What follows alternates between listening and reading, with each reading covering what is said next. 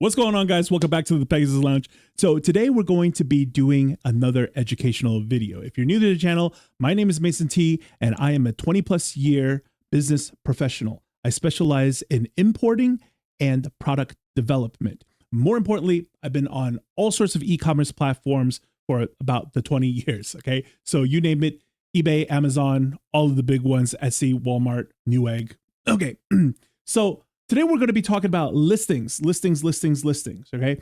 I know that on the channel, I've recently been doing a lot of critique videos. All of it is actually educational, but this one's going to be strictly educational. And we're going to be talking about what listings are and the nature of them. And once you understand this, this is going to help you develop better listings. So we're not going to talk about how to make a listing. We're going to just talk about exactly what they are so you have a true understanding of how all of this works. And it would also explain the eBay algorithm to you guys once and for all and debunk a lot of myths. So let's begin. The first thing that we have to talk about is some of the features, which is the promoted listings. I know a lot of people have questions about the promoted listings, right? They ask people all the time, should I use promoted listings? When should I use promoted listings? What do you think about promoted listings? And I've watched a lot of these videos, and they're just a lot of answers that are really neither here nor there. So here you're always going to get definitive black and white answers, okay, that are actionable. I'll challenge the way you think about stuff. So I'm really going to break down all the listing stuff in a way you've never heard before, right? So let's get one thing abundantly clear. There's definitely some people saying, oh, you know, he's not a reseller. I am absolutely not a reseller, okay? I do traditional business from scratch to enterprise. That's what I do.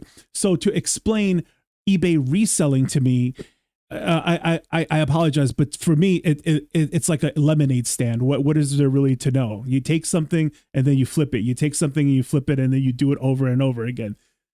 All the other details in between are really minute details of what you're doing, because ultimately the problem is scalability and sustainability.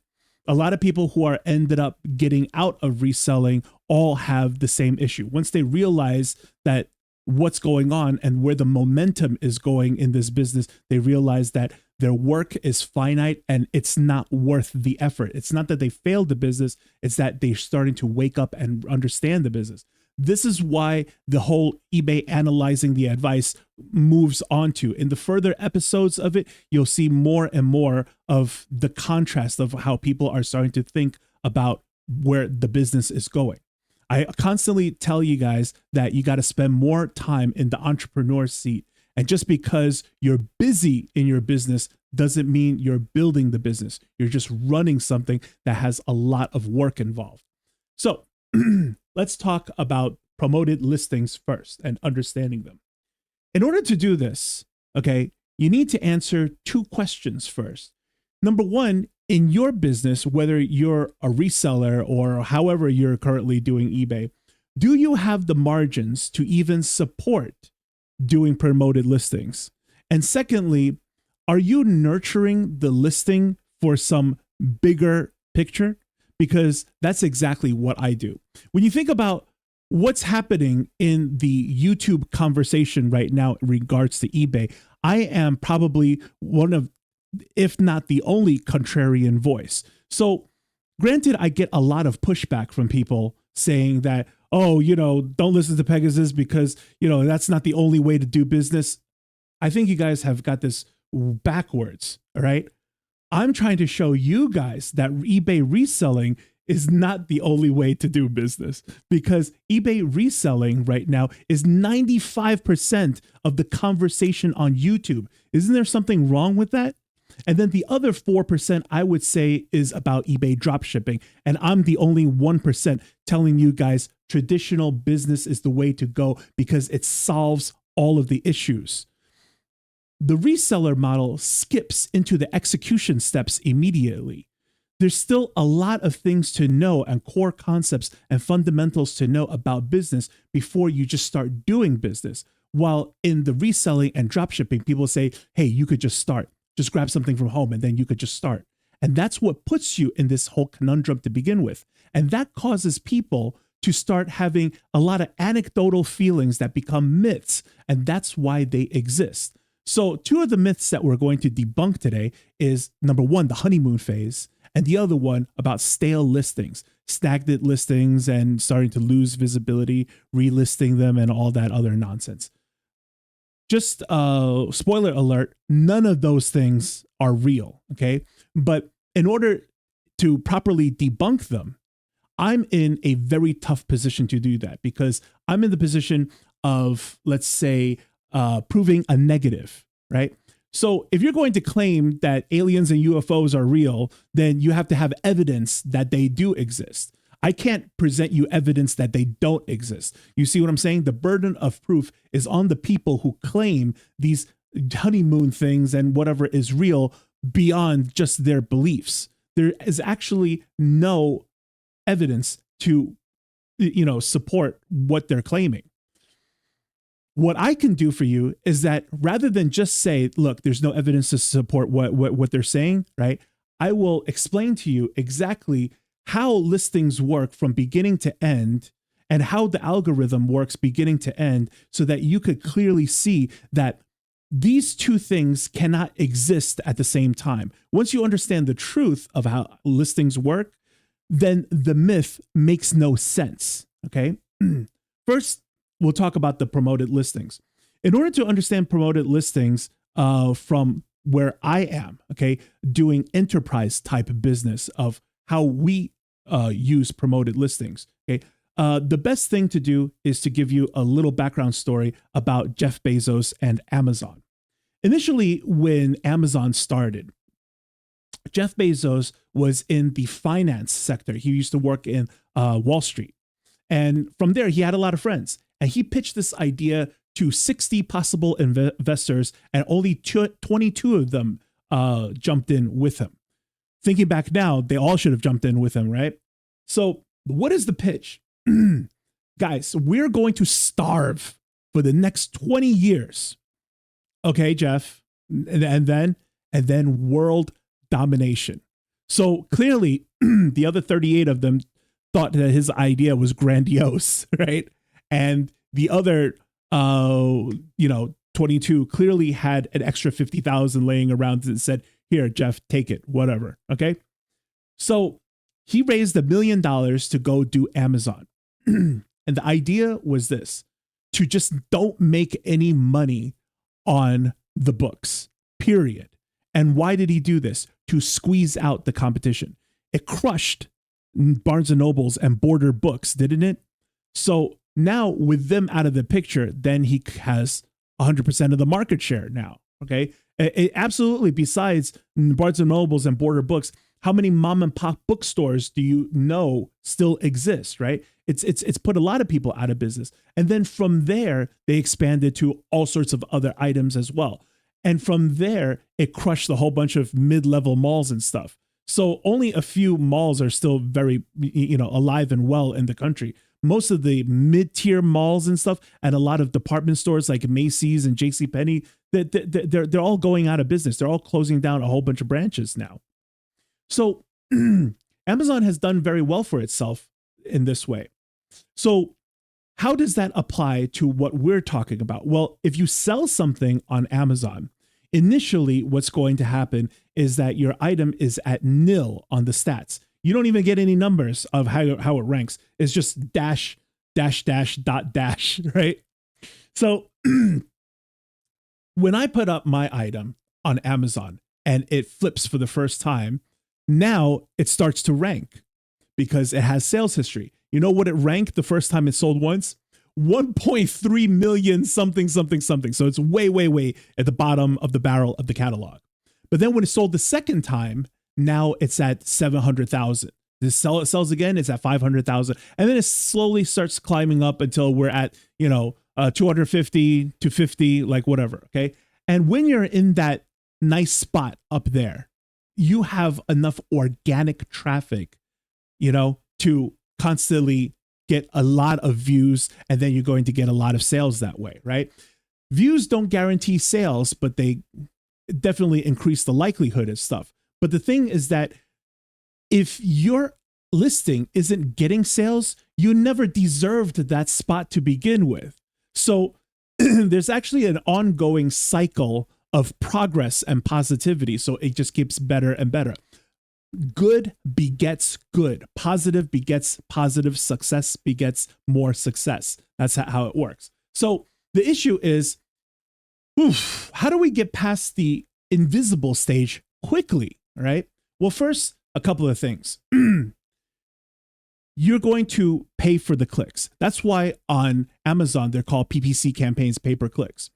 Now, this is all going to tie back to eBay real quick. Okay, so bear with me on this.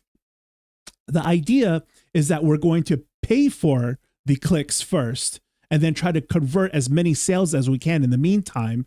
So in order to pay for this stuff, we're going to go ahead and sacrifice a lot of our margins in order to do this, to the point where some companies where they have a lot of conviction in their products, they'll even lose money to do this, because eventually once the item gets to a decent ranking, they don't have to do that PPC campaign anymore. To Amazon, sure, they initially made a lot of money on the PPC campaign, but it's all there, part of an ecosystem for a reason. There are so many listings out there, right? Why should they promote you without you paying in order to jump the line? You see what I'm saying? So you would do this provided that you have an item that will convert. Because as I said before, just because you're getting eyeballs on your listing doesn't mean that it's going to sell. So if you're selling something that is definitely aligned with market trends, then it's eventually going to get there. So basically what we're saying is that this item would have made it to the top anyways.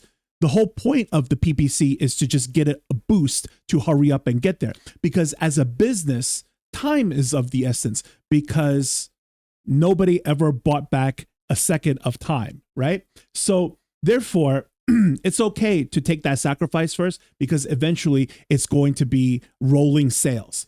And when you're doing a replenishable product as opposed to a one-off product, you're not chasing sales all the time. Once the item is proven, all you have to do is reorder and replenish. So therefore, when we come back to talking about eBay, that's exactly what I do, all right? I would take an item and then I would just go ahead and put some, promoted listing on it in the beginning to get myself in a better space. So here I'm going to show you guys a little bit of my back end just for the one time. Okay. So here's one of my items. Okay. And I'm going to hover over right here of one of my promoted items. So for when I first put it up, I didn't promote it immediately. Okay. Just to see if it would get much organic traffic on its own. And it didn't. So it's got an organic traffic of 4 views, and then so total 4 views, and that's it, and 0 promoted, right? Okay. Now, once I started to promote the listing, right, this is where you know how to promote it and when to start backing it down. So this is how you use it, all right?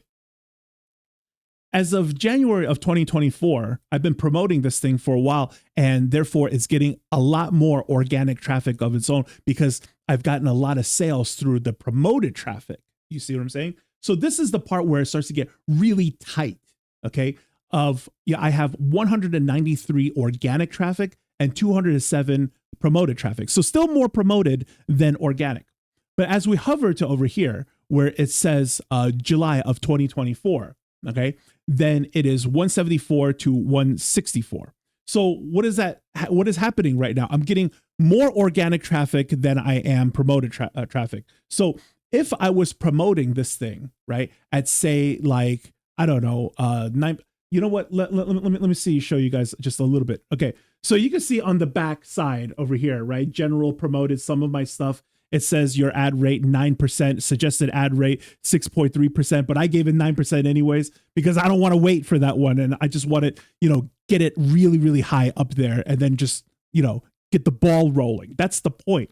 But you can see other ones over here that I have it just down to 5%. I have stuff at 12.8%. This one is a dynamic one because I don't care. I don't care because I'm nurturing a listing for the long run. That is how I do my business. I don't do one-off sales. It's not worth my time to do so. I don't care about BOLO listings. It's not worth my time to do so, okay?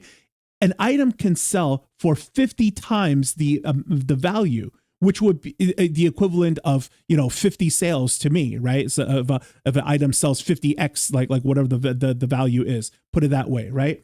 It's still not worth my time, because if I properly build a listing that is a constant moving daily sales channel, that's going to sell thousands of listings. So what do you have that steadily gives you 1000x return? You see what I'm saying? So eventually, in the beginning, when you're doing eBay reselling, you get a lot of affirmation for selling your first couple of items, right? I remember when I was a kid, I sold some of my old Magic cards or whatever. Yes, I was a semi-geek, like I played a little bit of Magic, and I sold a bunch of my dual lands and stuff, because everybody needs dual lands. Those go very easily, even though they weren't the most expensive of cards, but they were the base of the game. All right, let me not digress. But the point is that anybody could just like flip a couple of items, and then you get like that dopamine hit, that affirmation that, wow, I could do this, right? But once you do it a couple of times, it starts to get old, because you start seeing like, okay, every single time I sell this thing, I have to replace this thing, sell this thing, replace this thing. The work starts to get cumbersome, and that's where you feel the burnout, right? Once you established a whole sales channel, right, and your supply channel, so that there is a pipeline, then now it doesn't feel like carrying buckets of water back and forth. Now it's an advanced plumbing system. The water just goes straight from the well, to the faucet, right? So you're not doing this back and forth anymore. Okay, so let me get out of this thing, and let's not look at this anymore. So here is a pyramid that I created to explain eBay listings, right? And it starts from the bottom over here of the initial scan and propagation, and it works its way up to this gray area of new entries that have no sales history, right? And then your yellow, orange, red. And we're going to cover all of that right now. The initial scan is just when you go ahead and submit your listing. And obviously eBay is going to scan it to make sure that it aligns with all of its protocols, and you're not breaking any policies. There's no nudity. It's not a firearm, all that other stuff. And it doesn't have any verified rights, strike prone to the way that you listed the title, et cetera, that kind of stuff, right? So then it goes into propagation. What is propagation? Propagation is like, if you've ever built your own website, you'll know that the moment that you get your domain and then you start getting your web hosting, your website isn't live immediately. It needs time to propagate into the internet. So the same idea over here. Just because you created a listing and the listing is live, you could totally see it from your backend. If you gave somebody the link directly to it, they could see it as well. But that doesn't mean that it's searchable just yet. So it's still technically kind of sort of invisible in terms of shopping. So when you look at the initial scan and propagation into the new entries of other items that have no sales history whatsoever, then you can see that this is like a pass and a no pass line, right? So once you're passed, you could go into this area to start selling your stuff. Now, if your item sells and you still have replenishable listings, right, so that you could keep going and not let the listing just go away, then you're going to get some early traction. And what early traction here looks like is that you'll probably be in, the top between 10 or 20 pages, right? And then by the time you get some more sales in this area, you'll get into the better traction area. And then this will put you between, the first 4 or 5 pages, right? And then the top performance is the first 1 or 2 pages, along with all the other promoted stuff. So when I go ahead and intentionally promote my listing that is brand new from scratch, I'm just trying to get it into around the yellow, orange, maybe a little bit close to the red area, because I paid for it and I paid really high for it. If this thing eBay is saying, okay, we recommend about 7.5%. I'm just going to go ahead and give you 12%. I don't care. That's going to rank me really high. But that's also because I know the item that I'm selling is very, very relevant to what people are looking for. Full disclosure, I am an eBay Motors guy. I do automotive accessories. That is my category. That is my niche. One of my solid items that I used to do is car rubber floor mats. Okay. And they were a little bit tray type. Okay. And I think many of you know exactly what I'm talking about. There's a lot of people out there who live in snowy areas, muddy areas, and are beach goers, and they don't want to get sand in the car. Right. So whatever floor mat that you currently have that's given to you by the factory is just some carpet stuff. You want to put like another rubber tray type liner in your car, right? So it just makes sense to do that. You could take it out, hose it down. So that stuff moves pretty well.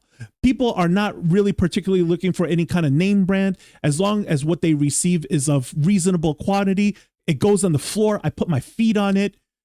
Sell it to me at a reasonable price and kudos to you. That's basically what the sale is. So that item was always going to roll its way up to one of the at least better traction, if not top performing items out there, as long as, I did my due diligence on it, right? I'm selling it at a good price. I'm offering good value for it. I purposely produced it in the colors that people are looking for. Maybe I go even further and make them custom sizes so they fit specific cars. I'm doing things as a product developer to truly offer more value into my marketplace because I can do that. I work with factories directly. Now, the thing about this, right, is that now that you see what I do, I'm in a whole different section of eBay in my listings. As a reseller, you could only be at the green and gray area, looping up and down, up and down. You could do your best to get some eyeballs over here, right? But the moment it sells, if it's a one-off item, that listing's gone. And then you start over from scratch over and over again. And believe it or not, there's plenty of people in the comments section who feel exactly this is what's happening to them. I'm just always starting from scratch. This is visually showing you, yes, absolutely, you are not delusional. That is what is happening, right? Only with a replenishable item do you start to break through to the next levels. Okay, so now let's talk about the dynamics of the ranking system. So let's take an example like Wilson Sports, right? Wilson makes everything, right? Badminton stuff, soccer, basketball, tennis, right? So if you just went over and searched for Wilson Sports, you're going to get a lot of results, right? Because that's just way too broad, okay? But if you switch it over to Wilson tennis rackets, now all of those other items, the footballs, the tennis balls, all those things, they're gone. And you're just going to see all the rackets, right? And the metadata behind all the sell-through rates and stuff like that, the ones that sell better, is going to be higher up there. So now you can see, right, that Cassini, the eBay algorithm, strictly is looking for search results based on two things. Number one, does it align with the customer's intended search query? And number two, does it have the metadata to prove that it has a track record of selling, because the likelihood of the customer purchasing that is higher. So they're going to rank it up top, right? So things that sell, eBay is going to show them what the hot sellers, the best sellers are all the time in the best match area. Now, that's not to say that if a person gets even more specific, where he says, well, I only want, Wilson tennis racket in this specific model, and then there is only one listing in the new entry area, now that's going to rise above and then, trump all the other ones because you said that you were specifically looking for that. And when Cassini goes through the current eBay catalog, that's all I have. So if you're new to selling, that's going to give you an anecdotal feeling of like, oh, sometimes I found an item, it was a winner, it sold immediately, but then there was a stack. It's going to put you through all of these assumptions, but that's not what's actually happening. different listings are going to be ranked differently to every single shopper that comes onto the website based on their search query. So therefore, eBay is fluid for every single user that comes onto the platform. If I had to give one single piece of advice, okay, that basically is more important than any other piece of advice when it comes to creating titles, a lot of people will say, you know, front load the stuff, keywords, et cetera, all that stuff. And it's good. It's good advice, okay? But it's not the number one advice. The number one advice that you could ever get is to put yourself in the shoes of the customer. Look at the item that you're trying to sell right now. Had you been the customer, what would you have clickety-clacked into the search engine in order to specifically see this item pop up? And you need to predict that. And once you do, you have successfully optimized your listing's title to the fullest extent, because that's exactly how eBay connects your item to the buyer. It's still up to you at the end of the day. So if you're getting a lot of views on your listing, but it's still not selling, that just means that there's a deal breaker somewhere inside of your listing, right? I'll give you a really fine example because I do eBay Motors. Sometimes some of my items is very year specific, right? So if I have something that says, 2020 to 2024, a Toyota Camry, now on the cusp years or the new years, then a customer might write in and said, can I buy this item because mine is a 2025 model? And I would be like, yes, absolutely, you could buy. Or I might be like, no, that was the cutoff year. You can't do this, right? So that's what was the deal breaker that made them apprehensive about just pulling the trigger blindly and having enough confidence to just go ahead and buy my item. So you really got to think of things through that lens in order to revise and fix your listings. So now that you could see that the honeymoon period doesn't exist because all the algorithms, no matter if it's Amazon or eBay, heavily prioritize sales history, whether or not you have a track record. Because like I said, okay, the thing is that none of these platforms care about your PPC or care about your promoted stuff and getting the commission off of that. It's not some scam or whatever. That's just people misusing it. What happens is if one of your items is in the top performing of listings, do you know what happens? The platform begins to partner with you. And what I mean by it partners with you is that now your item also ranks on Google. If you ever tried to search something on Google, like again, Wilson tennis rackets or something like that, you'll get a whole bunch of results out there, right? And many times it's going to be an Amazon link or an Etsy link, a Walmart link, and an eBay link. And that's what happens. Your item is now performing so well that eBay wants to make sure that you're in a position to get even more sales, because the name of the game for them is conversion. So they would so much rather you not have to pay any promoted or whatever, as long as you organically make a lot of sales. Because if your item is selling 20, 30, 40 units every single day, that is way more money than, helping you out of the gray with the promoted listing and taking a little bit, more of margins of just a few sales. You see what I'm saying? So that's why the honeymoon period doesn't exist at all. With all the listings that exist in the world, eBay's priority needs to be focused on the stuff that gets them conversion. You absolutely have to have a proven track record that you can flip. Then you get the VIP seats to sit all the way in the top, as well as have external promotions that sell beyond the platform of eBay and Amazon. It's selling on Google as well. So when I click it on Google, it comes back and then I buy it on eBay, right? Okay. So now let's talk about stale listings real quick. The stale listings is not a thing either, right? So we first talked about exactly the honeymoon period, which means that eBay doesn't give you any promotion for freshness. So it's not going to give you any negativity for staleness either. All right. Otherwise, riddle me this. Why is it if your item is on eBay right now and it's got so many clicks and nobody's bought it, and you think, whoa, that's going to reflect very badly because eBay is going to see it as my item is not selling, and therefore it's going to hide it and bury it, all the way down into the bottom. It's going to reduce the visibility, yada, yada, yada, right? That doesn't happen at all. Otherwise, your items, there are plenty of people who could tell you firsthand experience that if they've sold stuff that they listed 8 months ago, up to 3 years ago. So how is this possible if there's a whole bunch of negative brownie points collected on top of this listing and burying it in the catalog? That makes no sense whatsoever.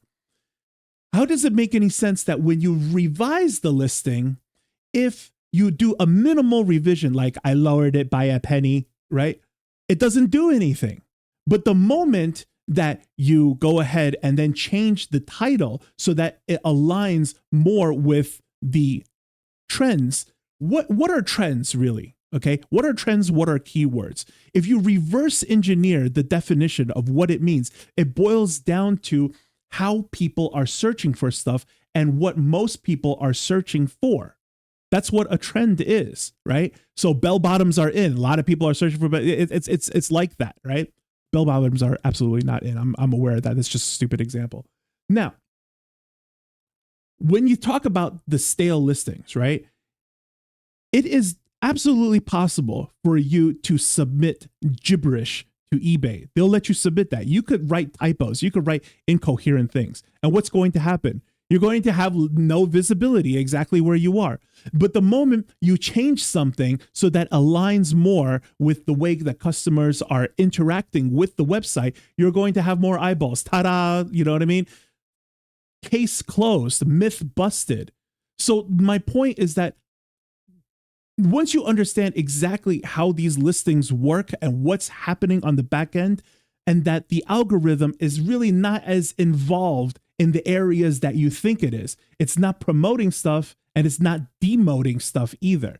You have to organically or pay for the promotion to get the traction first, right? And then once you start accruing, conversion rate and sales history, it's going to snowball on its own. So here, I want to talk to you guys a little bit about understanding momentum, right? So this is my digital whiteboard. Classes are coming. I'm going to have a whole bunch of core classes, and I'm going to explain that to you guys. So this is just a sneak peek of some of the stuff. Now, this is something that I created to explain the momentum to you guys and what I hope for you guys to pivot over to, all right? Once you're able to evolve your business, then you could be part of this continuum, part of this type of fusion. I know I use these words and they sound like mumbo jumbo, but if you listen to the explanation of it, it makes perfect sense. So we're going to jump on this website called Duck Commander. Some of you guys already know where I'm going with this, okay? Do you know what Duck Commander is? There is a TV show on A&E called Duck Dynasty. Duck Dynasty is pretty popular. Okay, I didn't really know what it is, but I'm familiar with the name. And one day, on my Hulu subscription, I was just like, all right, you know what? I give in. Okay, I'm just going to watch one episode and find out what is going on, right? So the story is about Phil Robertson, okay, and his son, Willie Robertson. Now, Phil Robertson started a company called Duck Commander back in 1972. Really long time ago. Old man Phil's really old now, okay? And clearly, they are duck hunters. They're personally duck hunters. They live in rural parts of the country, and this is just what country life is like. So what happened is that he not really invented, but he had his own duck call, right? I don't know much about duck calls. I don't know much about hunting, but what I could tell you is that clearly his duck call has got to have some kind of innovation or whatever, or why would people switch over from other duck calls? I think duck calls had to have been around forever, right? He didn't invent this thing. So his son went to college, and supposedly, I think he was one of the first members of the Robertson family to go to college. Okay. And he got, according to the show, I think he got a business degree, and he was able to take his father's business to the next level by making wholesale deals and stuff like that. Now, part of season 1, episode 1, which is crazy, okay, is that they even produced their own duck calls, right? Because he was calling up his family and he's like, where are you guys? We have a 200-piece order to fill. And then they all got to work immediately, and they had like whittling knives, and they were whittling duck calls out of wood. So it was a really cute episode. Now, I want you to see over here that they have like these 3 main duck calls over here, and it's like $119. Now, I've said this in previous episode before, right? Which is one niche, one item, one focus, and how far it can get you, okay? And here's essentially how it works. When you come back to what I have over here, this chart, okay? It's like this. What I advocate on my show for you guys, right, is that when you're talking about doing business in general, it is better to be grounded in some kind of a niche market, because it's really difficult to know a little bit about everything and be a jack of all trades in everything, as opposed to being an ace in just one thing, because the knowledge compounds on top of each other. Okay. And it's just easier to work with. It's easier to manage. It's easier to memorize. It's easier to learn. So focusing on the one item, your passion, your niche, whatever it is your hobby is that you really enjoy. For them, it was duck hunting. And part of duck hunting, it's like, well, they're not going to produce their own guns. They're not going to, produce other things. They decided to make their own duck calls, and it was very effective. And then they sold it to other people. And then maybe they gave a few away for free. You try it. It's very effective. And there you go. I start to get traction because word of mouth catches on. So they had a passion, which was hunting. And then from there, they created a product that could solve a problem for other people. I have a more effective duck call, right? So from there, you gain your initial traction. So they start with the blue. And then once you have traction, this is going to obviously organically boost your visibility because more people own your product. And then from there, once more people own your product, other people want your product as well. And you will increase in sales because of the boosted visibility. And once you increase the sales on this, you're eventually going to start building a loyalty, a fan base, a brand loyalty somehow.